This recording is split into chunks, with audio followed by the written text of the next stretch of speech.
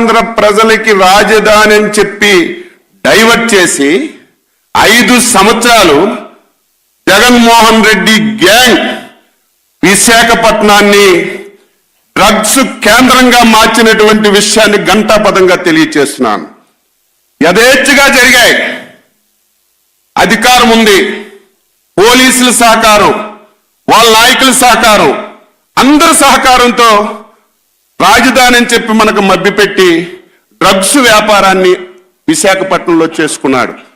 తీరా election code వచ్చింది, అధికారం ఎలక్షన్ కమిషన్లోకి వచ్చిన తర్వాత ప్రత్యేకమైనటువంటి నిఘా పెడితే నిన్న డ్రగ్స్ దొరికిన విషయాన్ని కూడా ఈ సందర్భంగా గుర్తు చేస్తున్నాను. దొరికితే ఎంత దారుణంగా అంటే దొంగే దొంగ దొంగ అన్నట్టుగా మనం చేసామట. మనకు పాత్ర ఉందట. సిగ్గు లజ్జ అసలు లేకుండా